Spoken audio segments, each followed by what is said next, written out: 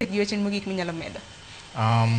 An wachna mogik adwa ne mondo ago erokamano ne FCPA John Mbadi kuom bedo very sensitive ne areas ma osebedo marginalized for long periods.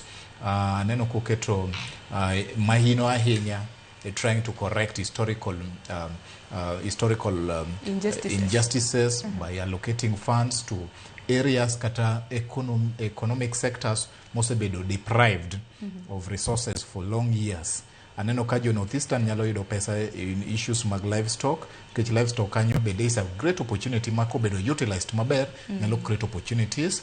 Amor gi John Mbadi kuom ng'eyo weche mag rech to gi jok matiyo dho nam through kwaketo concerted efforts and consistently for a period of time jowaj bro yudo kwe maber kabisa kata sukari aneno ka jo in fact sugar factories neno ko otemo koro piny to tek the global economy is affecting our economy to I think with the little efforts Mbadi osetemo aparo ni wanyalo dhi maber.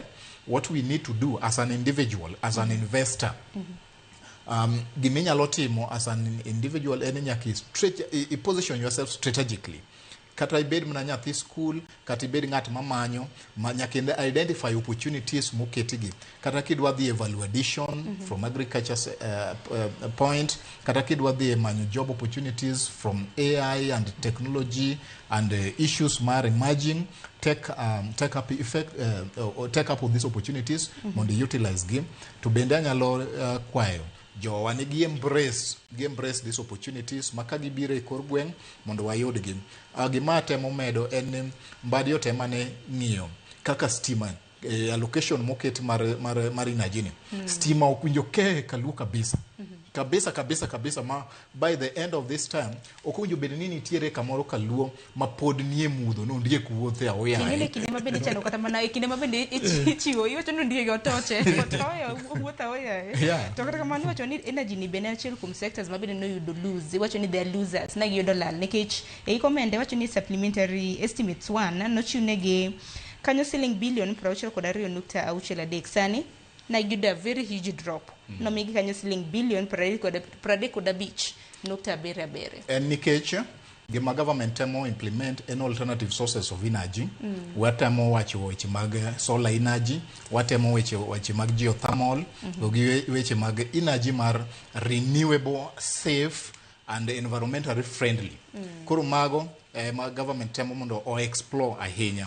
ma nitiere incentives kata magetimo mag investors madwaro mondo invest in renewable energy emomiyo gitemo mondo reduce a lot of direct funding. All the same gimo wacho en ni sirikal otem kabisa Mbadi ng'iane gin go pia wandai weche mag kaluo neno ni kaluo ni pod ni odak ni ne darkness ni an mano gima koro kadwa kabisa wacho ni jatend bigawo eno pia wandai wan gi omenda wan gi jakom budget gi mamoko koro gine marwa ni budget ni kinde mabiro otinwa kaka jolio otinwa kabisa otemnwa kata giga chiel modong mondo jothurwa bende owinje maber wane stima wane ndara wane pi weche mag somo colleges and polytechnics.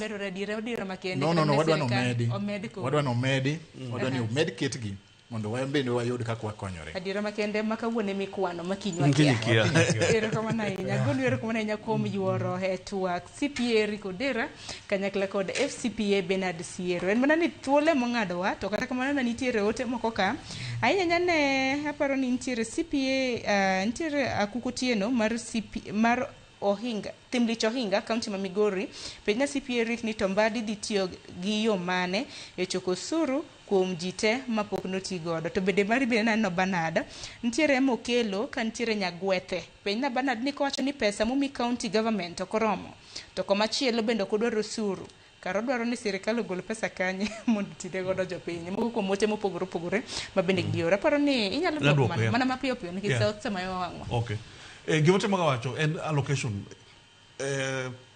percentage being allocated what magawacho kachin katiba wacho ni minimum 15% to kocho ka minimum 15 kocho nyako bed na 15 no it can be more mata mwacho no kada bed actually ni achiel takipoge mata mwacho no do beni po gi mo proportion pesa magin go chako ni pesa ni no rang pesa moro mo min kono kata 100 no ipoge nade onego bed kata na 30% or even more emate mawacho ni erokamano ahinya to Eric mapiyo piyo inyalo bina duoko mar akuku no owacho ni ya apenji ni mbade dhi tiyo gi yo mane e choko osuru nikech par ni nitiere osuru mabende samoro piny owacho temo ga choko to bende nitiere siling trilion 1.1 mabende en fuok e budget choko osuru mbade dhi choko